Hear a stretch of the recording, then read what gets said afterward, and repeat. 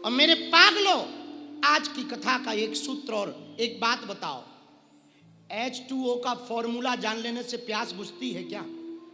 बोलिए, अरे जोर से बोलिए। जब तक पियोगे नहीं पानी तब तक प्यास बुझने वाली। थोड़ा सा भी हिस्सा पिया कि प्यास में तृप्ति मिलेगी। बोलो हाँ जी या ना जी।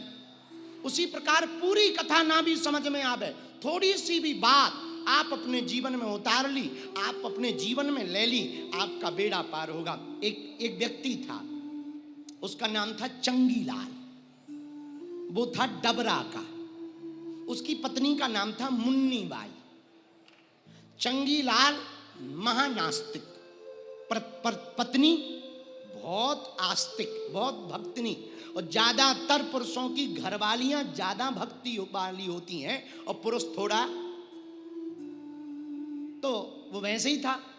एक दिन पत्नी ने कहा, एक अच्छे संत की कथा हो रही, आप जाओ। वो नगर सेठ था, बहुत अमीर आदमी था शहर का।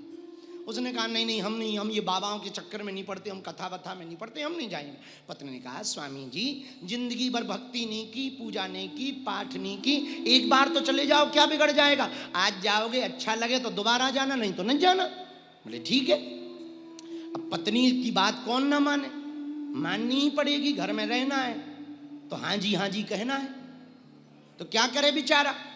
तो पत्नी की आज्ञा मान करके पत्नी आज्ञाकारी पति कथा में आ गया। अब था तो अमीर, गांव की कथा, तो गांव में जो पंडित जी बैठे थे, जैसे ही लोगों ने देखा, अरे आज तो सेठ जी आ गए, सेठ जी आ गए, ये तो महानास्तिक थे, कभी कथा सुनने नहीं आते थे, आज तो भक्ति करने आ गए, कथा सुनने आ गए। सोई घर वालों ने, गांव वालों ने, जिनके यहाँ कथा हो रही थी, उन्होंने आइए आइए आइए, कुछ लोग खड़े हुए तो कुछ लोगों ने कहा बैठिए बैठिए बैठिए। अच्छा, इसने नहीं सुनी थी कभी कथा, तो कथा में टिकोना पाके ये आते ही सो गया। और कुछ लोगों को कथा में नींद आती है। अच्छा, कथा में नींद आती है, गंदी बात करने में नहीं आती, पर कथा में आती है। ये सो गया। अब हुई कथा, लेकिन जगाए कौन? अमीर आदमी, तो किसी ने जगाया नहीं। जब भागवत हो गई तो धक्का दिया, आरती का समय, ए उठो सेठ जी, हाँ आरती हो गई, सो जाइए। अभी आया घर, पत्नी ने पूछा गुरुजी ने क्या कहा? बोले कुछ नहीं, गुरुजी ने तो कुछ नहीं कहा, लोगों ने कहा। 3 बातें सुनी हमने। क्या? आइए, बैठिए और जाइए। पत्नी सब बात समझ गई। बोले हे राम, भागवत में आइए बैठिए और जाइए, पर कोई बात नहीं। मन में सोचा यदि कुछ कहेंगे तो ये लौट के नहीं जाएंगे। बोले कोई बात नहीं। तो पति बोला अब क्या करना है? पत्नी बोली जो मंत्र मिला ना यही जपो, ध्यान करो, आइए बैठिए जाइए, आइए बैठिए जाइए, आइए बैठिए जाइए। अब इसको रात को नहीं आई नींद, तो ये माला लिए और मंत्र जपे, आइए बैठिए जाइए, आइए बैठिए जाइए। डबरा का था ना, आइए बैठिए जाइए, रेलवे स्टेशन के नजदीक रहता ना, आइए बैठिए जाइए, आइए बैठिए जाइए। इतने में घुसे चोर। तो चोर ने जैसे ही प्रवेश किया, अंधेरा था, तुरंत ये बोला आइए। अब चोर का दिमाग खराब कि हम तो पकड़े गए, चोरी के लिए घुसे और सेठ जग रहा है, वो हमें पहचान गया, आइए। तब तक दूसरा मंत्र बोला, वो जैसे ही पीछे की तरफ भागने लगा, तुरंत सेठ जी बोले बैठिए। और चोर तुरंत चरणों में, महाराज महाराज महाराज महाराज क्षमा कर दो, क्षमा कर दो, क्षमा कर दो। अब सेठ जी हड़बड़ा गए कि हमें लगता मंत्र सिद्ध हो गया है। तुरंत दिया जलाई ली, तुरंत दिया जलाया, चेहरा देखा, भैया तुम कौन हो, क्यों डरवा दिया, हमारे रूम में क्या कर रहा? चोर बोला अब बातें मत बनाओ, हमसे भूल हो गई, आज लौट के जिंदगी में हम आपके मकान की तरफ देखेंगे नहीं, हमें क्षमा कर दो। सेठ जी बोले तुम हो कौन? बोले प्रभु अब क्षमा कर दो। सो इनने सोचा कौन बहस करे, सो तुरंत इतना कह के बोले किसी को बताना नहीं। सेठ जी बोले हम भी नहीं बताएंगे, जाइए। अब पत्नी उठी, बोली ये शोर क्या था? पति बोला भागवत तो बहुत खतरनाक है। पत्नी बोली क्यों? बोले 3 मंत्र एक दिन की सुनी और चोर पकड़ में आ गया। हमने कहा आइए बैठिए और जाइए, और वो चोर पकड़ में आ गया। पत्नी बोली स्वामी जी, भागवत की गलत बातें 3 लाने से जब संसार का साधारण चोर पकड़ गया, यदि सही बातें तुम जीवन में उतार लोगे तो मन के अंदर का असली चोर भी पकड़ा जाएगा। बात समझ आ गई पागलो? बोलो आ गई ना? तो सत्संग में बैठने से भला होने वाला, सत्संग तुम्हारे दिल में बैठे तभी भला होगा।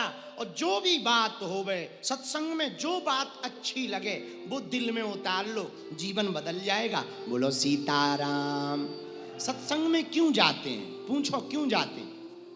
पूछो पूछो।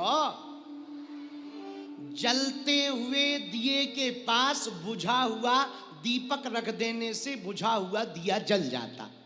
बोलो हाँ या ना? जल जाता ना?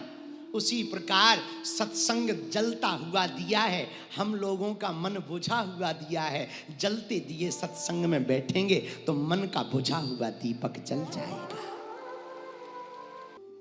बिनु सत्संग विवेक न होई, पर राम कृपा बिनु सुलभ ना सोई।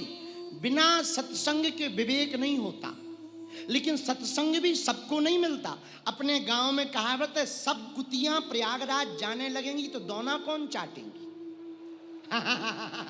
आओ, आओ, सभी प्रयागराज चले जाएं तो दोना पत्तल कौन चाटेगा? इसलिए सबको सत्संग नहीं मिलता। किसको मिलता? जिस पर राम जी की कृपा हो उसको ही सत्संग प्राप्त होता है। तो बड़े भाग्यशाली हैं जो सत्संग की इस गंगा में बैठे हैं। मेरे पागलों, सत्संग सुनना बड़ी बात नहीं है, सत्संग जीवन में उतारना बड़ी बात है। ऐसे समझो। पूछो कैसे? पूछो, अरे जरा जोर से तो पूछो। पानी को देख लेने से प्यास बुझती है क्या? बोलिए। मील का पत्थर जो रोड के किनारे लगा रहता, जिस पे दूरी लिखी रहती, दिल्ली की दूरी 500 किलोमीटर, उस पर बैठ जाने से क्या तुम दिल्ली पहुंच जाओगे? बोलो बोलो बोलो। नहीं। प्रकाश के बारे में पढ़ लेने से क्या अंधेरा मिट जाता है? भोजन को देख लेने से क्या भूख मिट जाती है? उसी प्रकार केवल सत्संग सुनने से जीवन नहीं सुधरता, जीवन में सत्संग उतारने से जीवन सुधरता है। बात समझ आ गई आपको? कई लोग कहते हैं हमने 3-3 बाबा की कथा सुन ली है, 4-4 भागवतें सुन ली, 5-5 राम कथा सुन ली, कई बाबाओं का आशीर्वाद ले लिया, 20 परिक्रमा लगा लिए, 10 पेशी कर ली, गुरुजी कृपा नहीं हो रही। ठटरी के बरे न कटा मूसर चंदा हलवा नाथ। हनुमान जी घर के अंकल हैं क्या जो कृपा कर दें? अरे हनुमान जी को मानने से कृपा नहीं होती, हनुमान जी की मानने से कृपा होती है। समझ आ गई ना? बोलो बोलो हाँ जी या ना जी। तो हनुमान जी को मानना है कि हनुमान जी की मानना है? हनुमान जी की मानो, राम जी को मत मानो, राम जी की मानो। रामायण जी भर को मत मानो, रामायण जी की मानो। भागवत भर को मत मानो, भागवत जी की मानो। गुरु जी भर को मत मानो, गुरु जी की भी मानो, तभी बेड़ा पार होगा। बोलो सीताराम। जोर से बोलो। ऐसे समझो, यदि जीवन में सत्संग की जीभ की बात जीवन में आ गई तो सब बन जाएगा। जीभ की बात जीवन में आ गई सब बन जाएगा। अच्छा जीभ देखो, जीभ निकालो अपनी, पकड़ो पकड़ो पकड़ो पकड़ो, चेक करो हड्डी कितनी है क्या? अच्छा, लेकिन जीभ में हड्डी नहीं है, पर ये हड्डी तोड़वा सकती है। देखो तो तुम जीभ में हड्डी नहीं है, लेकिन हड्डी चढ़वा सकती। ये जीभ ही तो है, जीभ फूल माला भी डलवा दे और जीभ हड्डी भी तोड़वा दे। जीभ बड़ी खतरनाक है, कुदरत को ना पसंद थी सख्ती बयान में, उसलिए उसने हड्डी ही नहीं दी जबान में। मेरे पागलो, जीभ की बात जीवन में उतर आए तो बेड़ा पार हो जाएगा। बोलो सीताराम। सत्संग की बात, और अच्छा कुछ लोग क्या करते, सत्संग में जाएंगे राधे राधे राधे राधे राधे। कुछ लोग तो ना फोटो ही भर के लिए आते। हम जब आरती करने बैठते, अरे राम राम, डबरा का मंच, भगवान भी भगे भगे घूमते। ऐसा हिलता है मंच पूरा जैसे भूकंप 6 स्केल का नीचे से चल रहा हो। और कोई यहां पटकी डाल रहा, कोई यहां। एक चेला आया आरती कर रहा, देख कैमरे की तरफ रहा। हम उसको 3 बार समझा सके भगवान इधर है उधर नहीं है, लेकिन वो। अच्छा मजेदार बात, आज का तुम आरती देखना लाइव वाली जो टीवी पे चली हो, वो सीधी नहीं घुमा रहा, उल्टी। हम और देख कैमरा की तरफ रहा, मतलब धन्य रे भैया ठटरी के बरे, मूसर चंदा, रील के चक्कर में रियल तो मत खो दे। आज के जमाने में रील वालों, कैमरा चला जाए सामने, ऐसी भक्ति करते, अरे ना मानो साक्षात मीरा घुस गई हो अंदर, या प्रहलाद जी घुस गए हो, और कैमरा जावे। और वीआईपी तो और ऊंचे, ये जितने वीआईपी बैठे ना, ये हंसते ही नहीं। इनको लगता है कि हम हंसेंगे तो लोकल वाले समझेंगे कि हम थोड़ा वीआईपी नहीं है। हाँ, तो ये जितने वीआईपी रहते, पता है कैसे हंसते? हम कितनी भी करोड़ों की बात कह दें, अरबों खरबों की कह दें, इनकी हंसी देखना।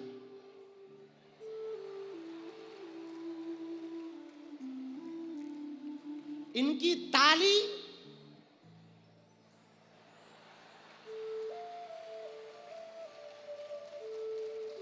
मानो मक्खन बजा रहे हो। हाँ, हाँ, और हम लोग ऐसे हंसते कि सोने वाला भी जग जाए।